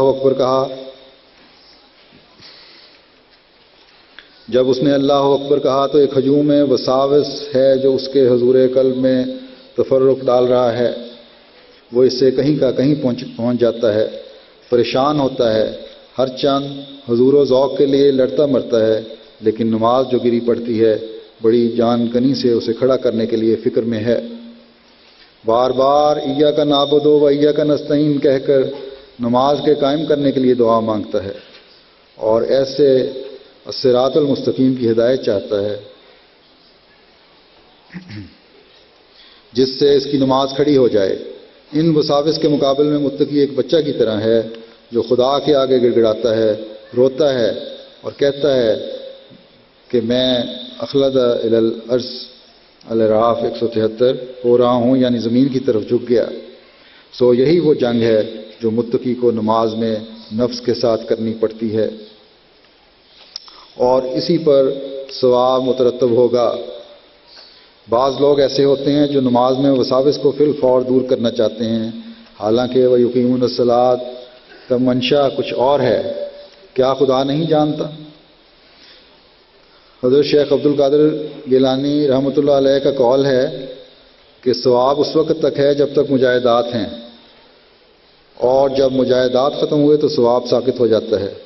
گویا صوم و صلات اس وقت تک اعمال ہیں جب تک ایک جد و جہد سے وساوس کے مقابلہ ہے. لیکن جب ان میں ایک اعلیٰ درجہ پیدا ہو گیا اور صاحب صوم و صلات تقویٰ کے تکلف سے بچ کر صلاحیت سے رنگین ہو گیا تو اب صوم و صلات اعمال نہیں رہے. اس موقع پر انہوں نے سوال کیا کہ کیا اب نماز معاف ہو جاتی ہے؟ کیونکہ ثواب تو اس وقت تھا جس وقت تکلف کرنا پڑتا تھا. سو بات یہ ہے کہ نماز اب عمل نہیں بلکہ ایک انعام ہے. یہ نماز اس کی ایک غذا ہے جو اس کے لیے قرۃ العین ہے. یہ گویا نقد بہشت ہے. مقابل میں وہ لوگ جو مجاہدات میں ہیں وہ کشتی کر رہے ہیں اور یہ نجات پا چکا ہے. اس کا مطلب یہ ہے کہ انسان کا سلوک جب ختم ہوا تو اس کے مصائب بھی ختم ہو گئے. مثلا ایک مخنث اگر یہ کہے کہ وہ کبھی کسی عورت کی طرف نظر اٹھا کر نہیں دیکھتا تو وہ کون سی نعمت یا ثواب کا مستحق ہے؟ اس میں تو صفت بد نظری ہے ہی نہیں. لیکن اگر ایک مرد صاحب رجولیت ایسا کرے تو ثواب پائے گا. اسی طرف انسان کو ہزاروں مقامات طے کرنے پڑتے ہیں. بعض امور میں اس کی مشاقی اس کو قادر کر دیتی ہے. نفس کے ساتھ اس کی مصالحت ہو گئی. اب وہ ایک بہشت میں ہے لیکن وہ پہلا سا ثواب نہیں رہے گا. وہ ایک تجارت کر چکا ہے جس کا وہ نفع اٹھا رہا ہے لیکن پہلا رنگ نہ رہے گا. انسان میں ایک فعل تکلف سے کرتے کرتے طبیعت کا رنگ پیدا ہو جاتا ہے. ایک شخص جو طبعی طور سے لذت پاتا ہے وہ اس قابل نہیں رہتا کہ اس کام سے ہٹایا جاوے. وہ طبعاً یہاں سے ہٹ نہیں سکتا. سو اتقاء اور تقویٰ کی حد تک پورا انکشاف نہیں ہوتا بلکہ وہ ایک قسم کا دعویٰ ہے. تو یہاں ان لوگوں کی بھی تسلی ہو جانی چاہیے جو گھبرا کر خط لکھ رہے ہوتے ہیں کہ ہمیں نماز میں سرور نہیں آتا، توجہ نہیں پیدا ہوتی جو ہم چاہتے ہیں، اور بار بار ہماری توجہ اس طرف سے پھر رہی ہوتی ہے. بار بار ہم اپنی توجہ کو اللہ تعالیٰ کی طرف پھیرنے کی کوشش کر رہے ہوتے ہیں. خوفزدہ ہو رہے ہوتے ہیں کہ شیطان ہم پر غلبہ پا رہا ہے. تو مستقل مزاجی شرط ہے. یہ طریق ہے جو ہمیں حضرت مسیح موعود علیہ السلام نے سکھا دیا ہے. اس پر قائم رہیں تو ایک وقت میں نمازوں میں سرور بھی آنا شروع ہو جائے گا انشاءاللہ. پھر انفاق جو اللہ تعالیٰ نے رزق دیا اس کو کس طرح خرچ کرنا، اس بارے میں آپ فرماتے ہیں کہ اس کے بعد متقی کی شان میں وَمِمَّا رَزَقْنَاهُمْ يُنْفِقُونَ البقرہ آیت 4 آیا ہے، یعنی اور جو کچھ ہم انہیں رزق دیتے ہیں اس میں سے خرچ کرتے ہیں۔ یہاں متقی کے لیے مما کا لفظ استعمال کیا کیونکہ اس وقت وہ ایک آما کی حالت میں ہے، اس لیے جو خدا نے اس کو دیا اس میں سے کچھ خدا کے نام کا دیا، یعنی جو خدا نے اس کو دیا تو خدا کے نام پر خرچ کیا۔ حق یہ ہے کہ اگر وہ آنکھ رکھتا تو دیکھ لیتا کہ اس کا کچھ بھی نہیں، سب کچھ خدا تعالیٰ کا ہی ہے۔ یہ ایک حجاب تھا جو اتقاء میں لازم ہے۔ اس حالت اتقاء کے تقاضے نے متقی سے خدا کے دیے میں سے کچھ دلوایا۔ رسول کریم صلی اللہ علیہ وسلم نے حضرت عائشہ رضی اللہ عنہا سے ایام وفات میں دریافت فرمایا کہ گھر میں کچھ ہے؟ معلوم ہوا کہ ایک دینار تھا۔ فرمایا کہ یہ سیرت یگانگت سے بعید ہے کہ ایک چیز بھی اپنے پاس رکھی جاوے۔ رسول اکرم صلی اللہ علیہ وسلم اتقاء کے درجہ سے گزر کر صلاحیت تک پہنچ چکے تھے، اس لیے مما ان کی شان میں نہ آیا، کیونکہ وہ شخص اندھا ہے جس نے کچھ اپنے پاس رکھا اور کچھ خدا کو دیا۔ لیکن یہ لازمہ متقی تھا، کیونکہ خدا کی راہ میں دینے سے بھی اسے نفس کے ساتھ جنگ تھا، جس کا نتیجہ یہ تھا کہ کچھ دیا اور کچھ رکھ لیا۔ ہاں، رسول کریم اکرم صلی اللہ علیہ وسلم نے سب کچھ خدا کی راہ میں دے دیا اور اپنے لیے کچھ نہ رکھا۔ یہاں بھی قرآن کریم نے جو انسان کو تمام مراحل ترقی کے طے کرانے آیا ہے، اتقاء سے شروع کیا ہے۔ یہ ایک تکلف کا راستہ ہے، یہ ایک خطرناک میدان ہے۔ اس کے ہاتھ میں تلوار ہے اور مقابل بھی تلوار ہے۔ اگر بچ گیا تو نجات پا گیا، وَإِلَّا أَسْفَلَ السَّافِلِينَ میں پڑ گیا۔ چنانچہ یہاں متقی کی صفات میں یہ نہیں فرمایا کہ جو کچھ ہم دیتے ہیں اسے سب کا سب خرچ کر دیتا ہے۔ متقی میں اس قدر ایمانی طاقت نہیں ہوتی جو نبی کی شان ہوتی ہے۔ متقی میں اس قدر ایمانی طاقت نہیں ہوتی جو نبی کی شان ہوتی ہے کہ وہ ہمارے ہادی کامل کی طرح کل کا کل خدا کا دیا ہوا خدا کو دے دے۔ اسی لیے پہلے مختصر سا ٹیکس لگایا گیا تاکہ چاشنی چکھ کر زیادہ اثار کے لیے تیار ہو جاوے۔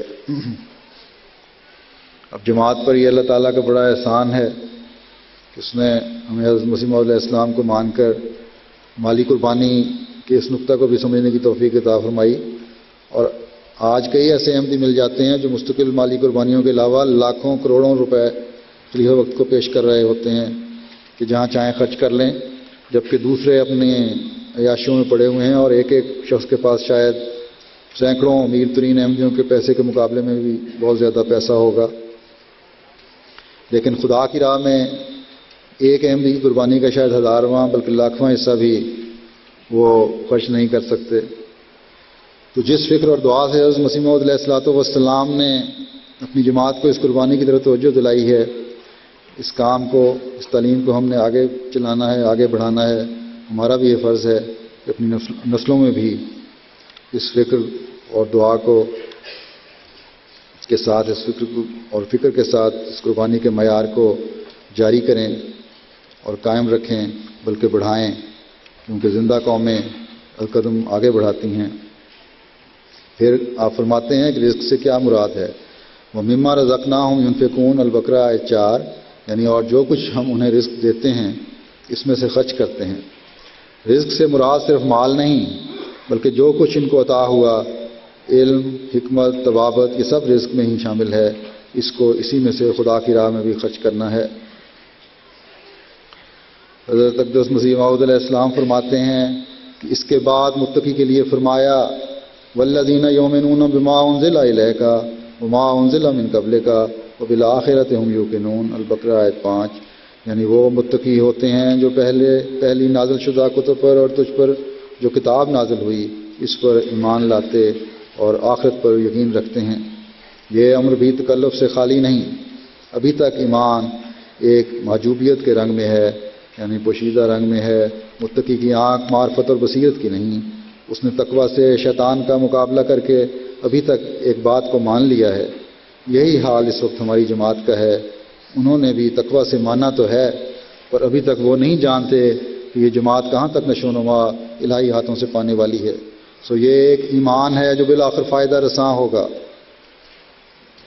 یقین کا لفظ جب عام طور پر استعمال ہو تو اس سے مراد اس کا ادنیٰ درجہ ہوتا ہے، یعنی علم کے 3 مدارج میں سے ادنیٰ درجہ کا علم یعنی علم الیقین اس درجہ پر ارتقاء والا ہوتا ہے، مگر بعد اس کے عین الیقین اور حق الیقین کا مرتبہ بھی تقویٰ کے مراحل طے کرنے کے بعد حاصل کر لیتا ہے۔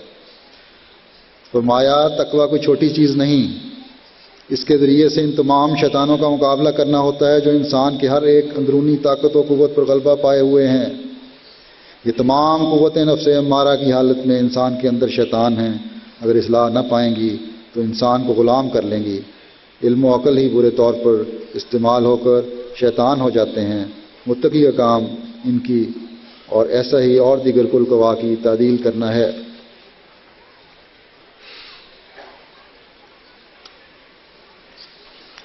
سچے مذہب کی کیا نشانی ہے؟ آپ فرماتے ہیں کہ سچا مذہب انسانی قوا کا مربی ہوتا ہے۔ ایسا ہی جو لوگ انتقام، غضب یا نکاح کو ہر حال میں برا مانتے ہیں وہ بھی صحیفہ قدرت کے مخالف ہیں اور قوائے انسانی کا مقابلہ کرتے ہیں۔ سچا مذہب وہی ہے جو انسانی قوا کا مربی ہو، نہ کہ اس کا استحصال کرے۔ رجولیت یا غضب جو خدا تعالیٰ کی طرف سے فطرت انسانی میں رکھے گئے ہیں، ان کو چھوڑنا خدا کا مقابلہ کرنا ہے، جیسے تارک دنیا ہونا یا راہب بن جانا۔ یہ تمام امور حق العباد کو تلف کرنے والے ہیں۔ اگر یہ امر ایسا ہی ہوتا تو گویا اس خدا پر اعتراض ہے جس نے یہ قوا ہم میں پیدا کیے۔ بس ایسی تعلیمات جو انجیل میں ہیں اور جن سے قوا کا استحصال لازم آتا ہے ضلالت تک پہنچاتی ہیں۔ اللہ تعالیٰ تو اس کی تعدیل کا حکم دیتا ہے، ضائع کرنا پسند نہیں کرتا، جیسے فرمایا ان اللہ یامر بالعدل والاحسان النال 91، یعنی یقیناً اللہ عدل کا اور احسان کا اور اقربا پر کی جانے والی عطا کی طرح عطا کا حکم دیتا ہے۔ عدل ایک ایسی چیز ہے جس سے سب کو فائدہ اٹھانا چاہیے۔ حضرت مسیح کا یہ تعلیم دینا کہ اگر تو بری آنکھ سے دیکھے تو آنکھ نکال ڈال، اس میں بھی قوا کا استحصال ہے، کیونکہ ایسی تعلیم نہ دی کہ تو غیر محرم عورت کو ہرگز نہ دیکھ، مگر برخلاف اس کے اجازت دی کہ دیکھ تو ضرور لیکن زنا کی آنکھ سے نہ دیکھ۔ دیکھنے سے تو ممانعت ہے ہی نہیں، دیکھے گا تو ضرور، بات دیکھنے کے دیکھنا چاہیے کہ اس کے قوا پر کیا اثر ہوا۔ کیوں نہ قرآن شریف کی طرح آنکھ کو ٹھوکر والی چیز ہی کے دیکھنے سے روکا اور آنکھ جیسی مفید اور قیمتی چیز کو ضائع کر دینے کا افسوس لگایا۔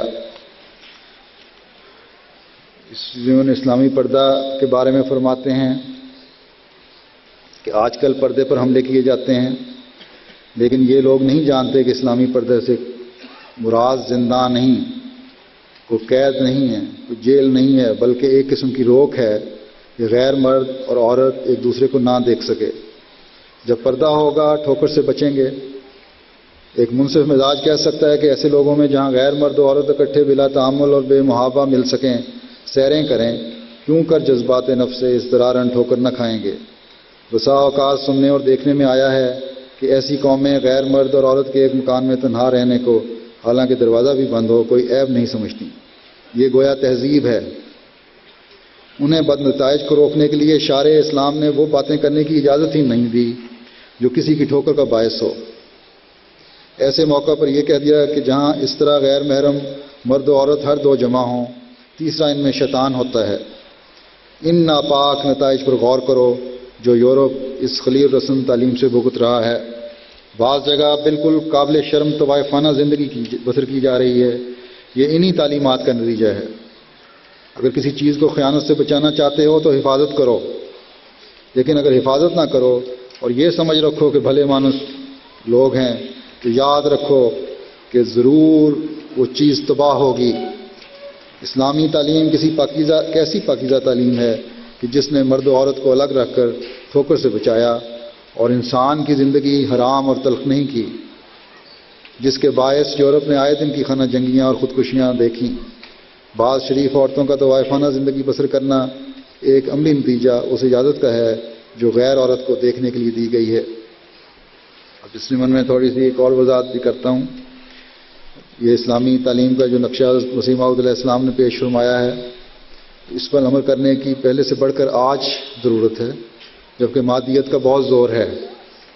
اخلاقی اقدار بالکل ختم ہو چکی ہیں، رابطے اتنے بڑھ چکے ہیں کہ مشرق و مغرب کی کوئی تخصیص نہیں رہی۔ اب انٹرنیٹ کو ہی لے لیں،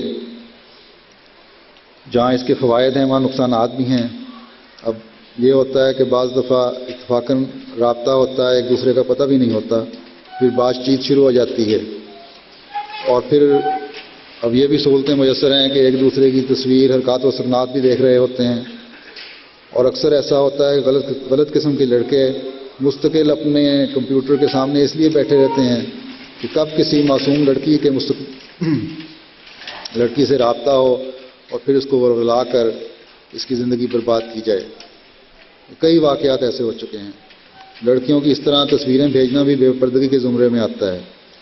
تو عموماً دیکھا گیا ہے کہ یہ دوستیاں، یہ رشتے نیک نتائج کے حامل نہیں ہوتے، ماں باپ خاندانوں کی بدنامی کا باعث ہی ہوتے ہیں، اور کبھی اگر رشتے ہو بھی جائیں تو کبھی کامیاب نہیں ہوتے۔ احمدی لڑکوں اور لڑکیوں کو اس سے بہرحال اجتناب کرنا چاہیے، بہت احتیاط کرنی چاہیے۔ حضرت اقدس مسیح موعود علیہ السلام فرماتے ہیں کہ اللہ تعالیٰ نے جس قدر قوا عطا فرمائے وہ ضائع کرنے کے لیے نہیں دیے گئے، ان کی تعدیل اور جائز استعمال کرنا ہی ان کی نشو و نما ہے۔ اسی لیے اسلام نے قوائے رجولیت یعنی مردانہ قوا یا آنکھ کے نکالنے کی تعلیم نہیں دی، بلکہ ان کا جائز استعمال اور تزکیہ نفس کرایا، جیسے فرمایا قد افلح المومنون، المومنون آیت 2، اور ایسے ہی یہاں بھی فرمایا متقی کی زندگی کا نقشہ کھینچ کر آخر میں بطور نتیجہ یہ کہا وَأُولَٰئِکَ هُمُ الْمُفْلِحُونَ، بقرہ آیت 6، یعنی وہ لوگ جو تقوی پر قدم مارتے ہیں، ایمان بالغیب لاتے ہیں، نماز ڈگمگاتی ہے پھر اسے کھڑا کرتے ہیں، خدا کے دیے ہوئے سے دیتے ہیں، باوجود خطرات نفس بلا سوچے گزشتہ اور موجودہ کتاب اللہ پر ایمان لاتے ہیں، باوجود خطرات نفس بلا سوچے گزشتہ اور موجودہ کتاب اللہ پر ایمان لاتے ہیں۔ ایمان بالغیب کی طرف اشارہ ہے، اور آخرکار وہ یقین تک پہنچ جاتے ہیں۔ یہی وہ لوگ ہیں جو ہدایت کے سر پر ہیں، وہ ایک ایسی سڑک پر ہیں جو برابر آگے کو جا رہی ہے اور جس سے آدمی فلاح تک پہنچتا ہے۔ بس یہی لوگ فلاح یاب ہیں جو منزل مقصود تک پہنچ جائیں گے اور راہ کے خطرات سے نجات پا چکے ہیں۔ اس لیے شروع میں ہی اللہ تعالیٰ نے ہمیں تقوی کی تعلیم دے کر ایک ایسی کتاب ہم کو عطا کی جس میں تقوی کے وصایا بھی ہیں۔ ہماری جماعت یہ غم فرمایا، ہماری جماعت یہ غم کل دنیاوی غموں سے بڑھ کر اپنی جان پر لگائے کہ ان میں تقوی ہے یا نہیں۔ اہل تقوی کے لیے یہ شرط ہے کہ وہ اپنی زندگی غربت اور مسکینی میں بسر کریں۔ یہ تقوی کی ایک شاخ ہے جس کے ذریعے سے ہمیں ناجائز غضب کا مقابلہ کرنا ہے۔ بڑے بڑے عارف اور صدیقوں کے لیے آخری اور کڑی منزل غضب سے بچنا ہی ہے۔ عجب و پندار غضب سے پیدا ہوتا ہے، اور ایسا ہی کبھی خود غضب عجب و پندار کا نتیجہ ہوتا ہے۔ غضب اس وقت ہوگا جب انسان اپنے نفس کو دوسرے پر ترجیح دیتا ہے۔ میں نہیں چاہتا، حضرت اقدس مسیح موعود علیہ السلام فرما رہے ہیں کہ میں نہیں چاہتا کہ میری جماعت والے آپس میں ایک دوسرے کو چھوٹا یا بڑا سمجھیں، یا ایک دوسرے پر غرور کریں، یا نظر استخفاف سے دیکھیں۔ خدا جانتا ہے کہ بڑا کون ہے یا چھوٹا کون ہے۔ یہ ایک قسم کی تحقیر ہے کہ جس کے اندر حقارت ہے۔ ڈر ہے کہ یہ حقارت بیچ کی طرف بڑھے اور اس کی ہلاکت کا باعث ہو جائے۔ بعض آدمی بڑوں کو مل کر بڑے ادب سے پیش آتے ہیں، لیکن بڑا وہ ہے جو مسکین کی بات کو مسکینی سے سنے، اس کی دل جوئی کرے، اس کی بات کی عزت کرے، کوئی چڑ کی بات منہ پر نہ لاوے کہ جس سے دکھ پہنچے۔ خدا تعالیٰ فرماتا ہے وَلَا تَنَابَزُوا بِالْأَلْقَابِ بِئْسَ الِاسْمُ الْفُسُوقُ بَعْدَ الْإِیمَانِ وَمَن لَّمْ يَتُبْ فَأُولَٰئِکَ هُمُ الظَّالِمُونَ، الحجرات آیت 12۔ تم ایک دوسرے کا چڑھ کے نام نہ لو، یہ فعل فساق و فجار کا ہے۔ جو شخص کسی کو چڑھاتا ہے وہ نہ مرے گا جب تک وہ خود اسی طرح مبتلا نہ ہوگا۔ اپنے بھائیوں کو حقیر نہ سمجھو، جب ایک ہی چشمہ سے کل پانی پیتے ہو تو کون جانتا ہے کہ کس کی قسمت میں زیادہ پانی پینا ہے۔ مکرم و معظم کوئی دنیاوی اصولوں سے نہیں ہو سکتا۔ خدا تعالیٰ کے نزدیک بڑا وہ ہے جو متقی ہے۔ انا اکرمکم عند اللہ اتقاکم ان اللہ علیم خبیر، الحجرات آیت 14۔ یعنی بلا شبہ اللہ کے نزدیک تم میں سب سے زیادہ معزز وہ ہے جو سب سے زیادہ متقی ہے، یقیناً اللہ دائمی علم رکھنے والا اور ہمیشہ باخبر ہے۔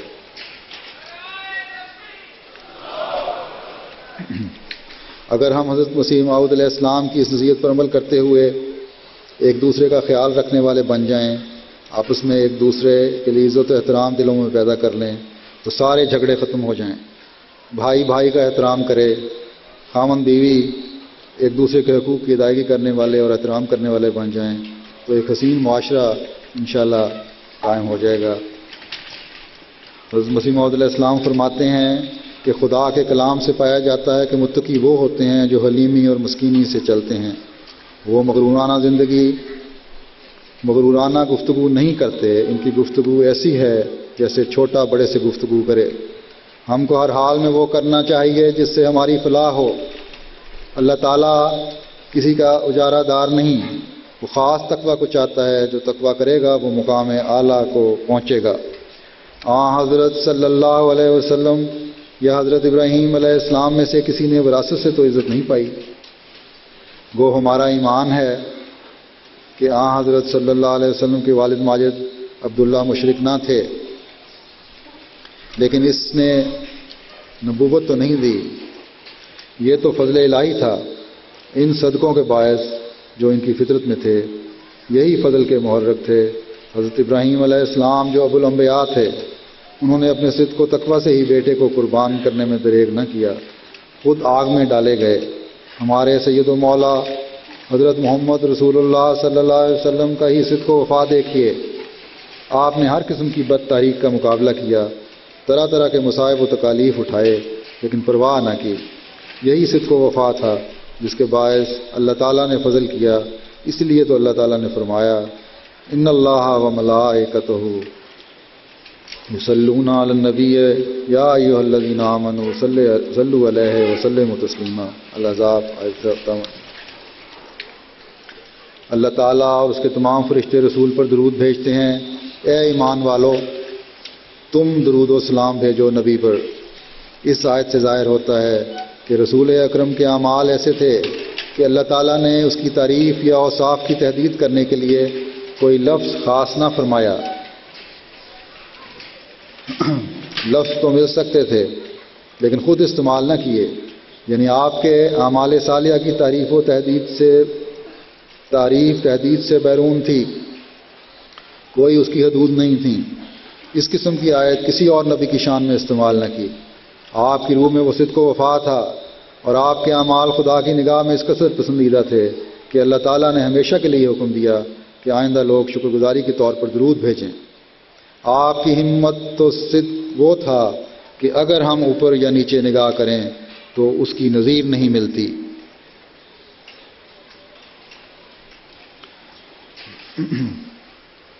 خود حضرت مسیح کے وقت کو دیکھ لیا جاوے کہ ان کی ہمت یا روحانی صدق و وفا کا کہاں تک اثر ان کے پیرووں پر ہوا۔ ہر ایک سمجھ سکتا ہے کہ ایک بد روش کو درست کرنا کس قدر مشکل ہے۔ عادات راسخہ کا گنوانا کیسا محالات سے ہے، لیکن ہمارے مقدس نبی صلی اللہ علیہ وسلم نے تو ہزاروں انسانوں کو درست کیا جو حیوانوں سے بدتر تھے۔ بعض ماں اور بہنوں میں حیوانوں کی طرح فرق نہ کرتے تھے، یتیموں کا مال کھاتے تھے، مردوں کا مال کھاتے، بعض ستارہ پرست، بعض دہریہ، بعض عناصر پرست تھے۔ جزیرہ عرب کیا تھا؟ ایک مجموعہ مذاہب اپنے اندر رکھتا تھا۔ ہمارے نبی اکرم کی برکات جس قدر ظہور میں آئیں، اگر تمام فارق کو الگ کر دیا جائے تو صرف آپ کی اصلاح ہی ایک عظیم الشان معجزہ ہے۔ اگر کوئی اس حالت پر غور کرے جب آپ آئے پھر اس حالت کو دیکھے جو آپ چھوڑ گئے تو اس کو ماننا پڑے گا کہ اثر بذات خود ایک اعجاز تھا، اگرچہ کل انبیاء عزت کے قابل ہیں، لیکن ذالک فضل اللہ یؤتیہ من یشاء، الجمعہ آیت 5، یعنی یہ اللہ تعالیٰ کا فضل ہے، وہ اس کو جسے چاہتا ہے عطا کرتا ہے۔ اگر حضرت صلی اللہ علیہ وسلم تشریف نہ لاتے تو نبوت تو درکنار، خدائی کا ثبوت بھی اس طرح نہ ملتا۔ آپ ہی کی تعلیم ہے، قل هو اللہ احد اللہ الصمد لم یلد ولم یولد ولم یکن لہ کفوا احد۔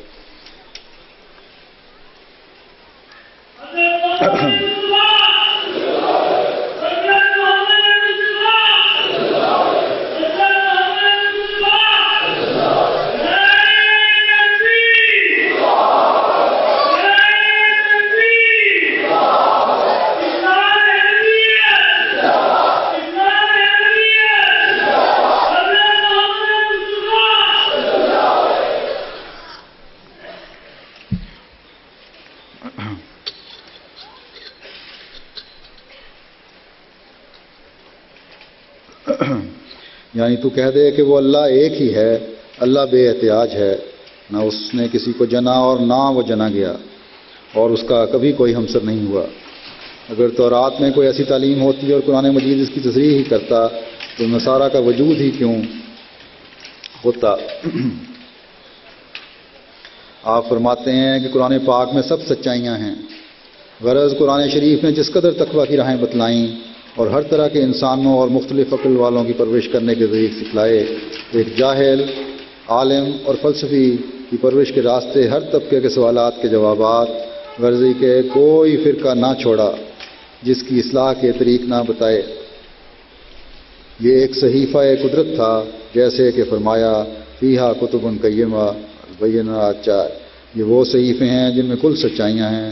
یہ کیسی مبارک کتاب ہے کہ اس میں سب سامان اعلیٰ درجہ تک پہنچنے کے موجود ہیں۔ فرماتے ہیں لیکن افسوس ہے کہ جیسے حدیث میں آیا ہے کہ ایک درمیانی زمانہ آوے گا جو فیض آوج ہے، یعنی بگڑے ہوئے گروہوں کا زمانہ، یعنی حضور علیہ السلام نے فرمایا کہ ایک میرا زمانہ برکت والا ہے اور ایک آنے والے مسیح و مہدی کا۔ مسیح و مہدی کا وہ کوئی دو الگ اشخاص نہیں، ان سے مراد ایک ہی ہے۔ مہدی ہدایت یافتہ سے مراد ہے۔ کوئی یہ نہیں کہہ سکتا کہ مسیح مہدی نہیں، مہدی مسیح ہو یا نہ ہو، لیکن مسیح کے مہدی ہونے سے انکار کرنا مسلمان کا کام نہیں۔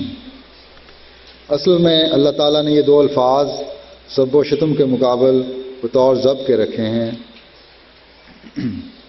کہ وہ کافر ضال مضل نہیں بلکہ مہدی ہے، چونکہ اس کے علم میں تھا کہ آنے والے مسیح و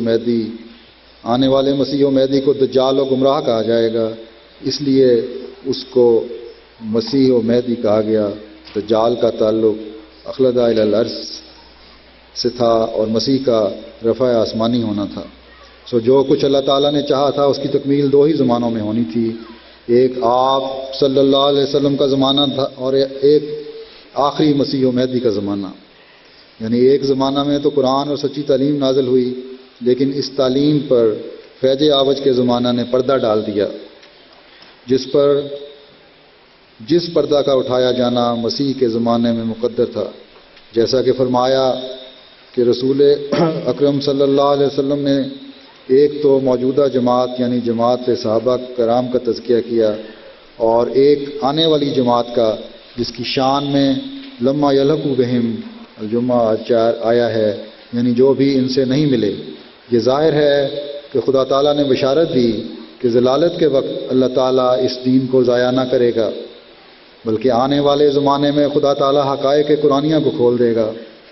آثار میں ہے کہ آنے والے مسیح کی ایک یہ فضیلت ہوگی کہ وہ قرآنی فہم اور معارف کا صاحب ہوگا اور صرف قرآن سے استنباط کر کے لوگوں کو ان کی غلطیوں سے متنبع کرے گا جو حقائق قرآن کی ناپاکیت سے لوگوں میں پیدا ہو گئی ہوں گی۔ اب جہاد کی حقیقت کے بارے میں آپ فرماتے ہیں کہ اللہ تعالیٰ بعض مسالے کی روح سے ایک فعل کرتا ہے، اور آئندہ جب وہ فعل معرض اعتراض ٹھہرتا ہے تو پھر وہ فعل نہیں کرتا۔ اولاً ہمارے رسول اکرم صلی اللہ علیہ وسلم نے کوئی تلوار نہ اٹھائی، مگر ان کو سخت سے سخت تکالیف برداشت کرنی پڑیں۔ 13 سال کا عرصہ ایک بچے کو بالغ کرنے کے لیے کافی ہے، اور حضرت مسیح کی میعاد تو اگر اس میعاد میں سے 10 نکال دیں تو پھر بھی کافی ہوتی ہے۔ غرض اس لمبے عرصے میں کوئی یا کسی رنگ کی تکلیف نہ تھی جو اٹھانی نہ پڑی۔ آخر کار وطن سے نکلے تو تعاقب ہوا، دوسری جگہ بنا لی تو دشمن نے وہاں بھی نہ چھوڑا۔ جب یہ حالت ہوئی تو مظلوموں کو ظالموں کے ظلم سے بچانے کے لیے حکم ہوا، اذن للذین یقاتلون بانہم ظلموا وان اللہ علی نصرہم لقدیر الذین اخرجوا من دیارہم بغیر حق انا یقولوا ربنا اللہ۔ الحج آیت 40-41۔ جن لوگوں کے ساتھ لڑائیاں خام خواہ کی گئیں اور گھروں سے ناحق نکالے گئے صرف اس لیے کہ انہوں نے کہا کہ ہمارا رب اللہ ہے، تو یہ ضرورت تھی کہ تلوار اٹھائی گئی، وَإِلَّا حضرت صلی اللہ علیہ وسلم کبھی تلوار نہ اٹھاتے۔ ہاں فرماتے ہیں، ہاں ہمارے زمانے میں ہمارے برخلاف قلم اٹھائی گئی ہے، قلم سے ہم کو اذیت دی گئی اور سخت ستایا گیا، اس لیے اس کے مقابل پر قلم ہی ہمارا حربہ ہے۔ میں بار بار کہہ چکا ہوں، جماعت کو نصیحت کرتے ہوئے فرماتے ہیں کہ میں بار بار کہہ چکا ہوں کہ جس قدر کوئی شخص قرب حاصل کرتا ہے اس قدر مواخذہ کے قابل ہے۔ اہل بیت زیادہ مواخذہ کے لائق تھے، وہ لوگ جو دور ہیں وہ قابل مواخذہ نہیں، لیکن تم ضرور ہو۔ اگر تم میں ان پر کوئی ایمانی زیادتی نہیں تو تم میں اور ان میں کیا فرق ہوا؟ تم ہزاروں کے زیر نظر ہو، وہ لوگ گورنمنٹ کے جاسوسوں کی طرح تمہاری حرکات و سکنات کو دیکھ رہے ہیں، وہ سچے ہیں۔ جب مسیح کے ساتھی صحابہ کے ہم دوش ہونے لگے ہیں تو کیا آپ ویسے ہیں؟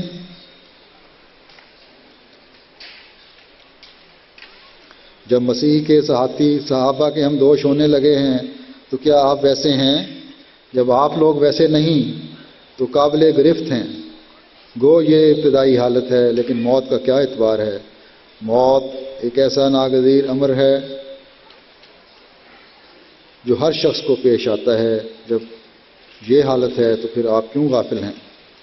جب کوئی شخص مجھ سے تعلق نہیں رکھتا تو یہ امر دوسرا ہے، لیکن جب آپ میرے پاس آئے، میرا دعویٰ قبول کیا اور مجھے مسیح مانا تو گویا من وجہ آپ نے صحابہ کرام کے ہم دوش ہونے کا دعویٰ کر دیا۔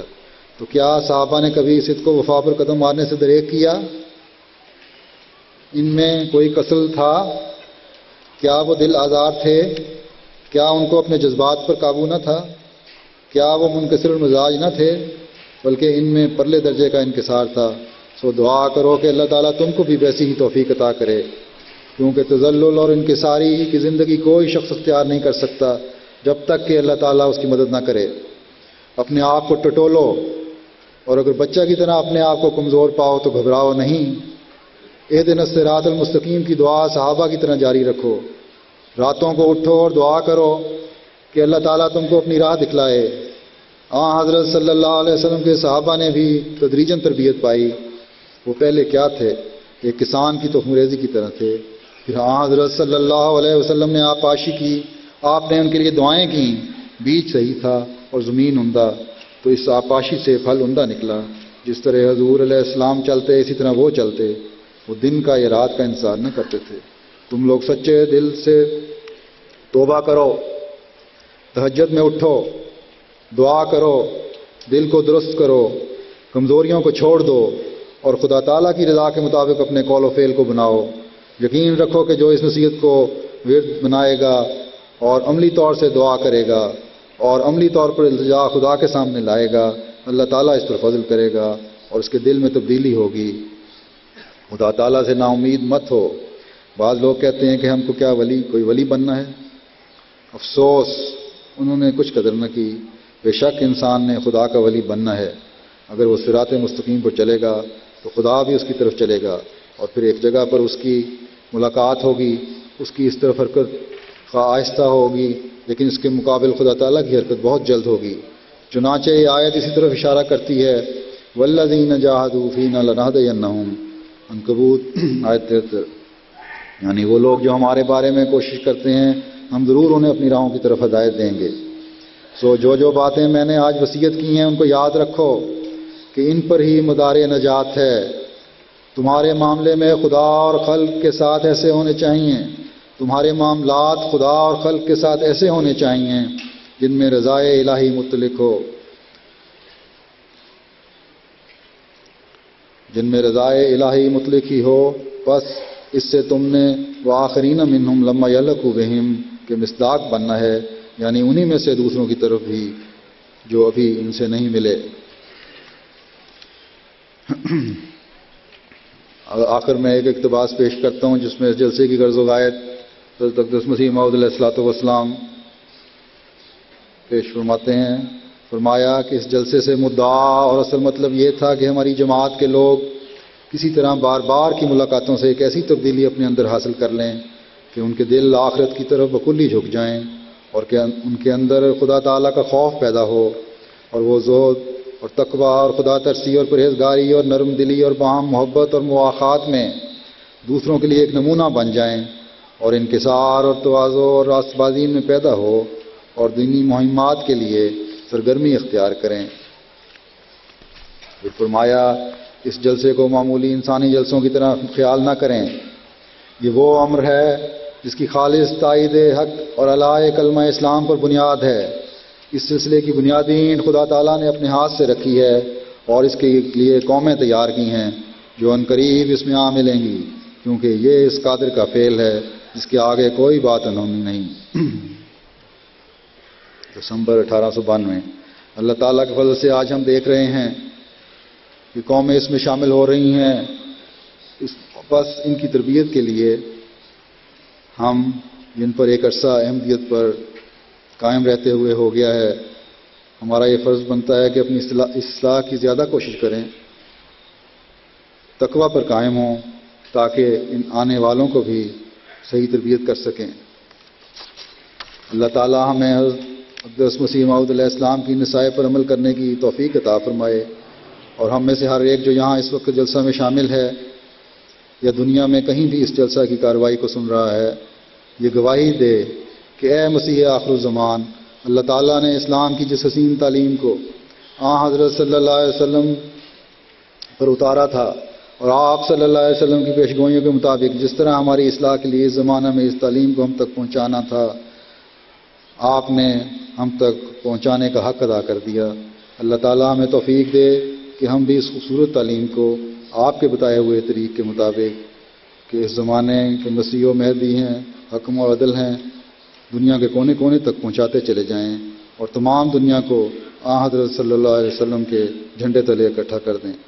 جلسہ کے ان ایام میں جب کہ آپ یہاں دینی اغراض کے لیے اکٹھے ہوئے ہیں، مکمل طور پر جلسہ کے پروگراموں سے فائدہ اٹھائیں۔ ہر تقریر میں، ہر خطاب میں کوئی نہ کوئی ایسی بات ضرور ہوتی ہے جو علم میں، تقویٰ میں اضافہ کا باعث بنتی ہے۔ نیز ان دنوں میں ذکر الہی سے اپنی زبانوں کو تر رکھیں، دعاؤں پر زور دیں، دعاؤں پر زور دیں، دعاؤں پر زور دیں۔ اللہ تعالیٰ ہم سب کو اس جلسہ کی حقیقی برکات سے فیض اٹھانے کی توفیق عطا فرمائے، آمین۔ دعا کر لیں۔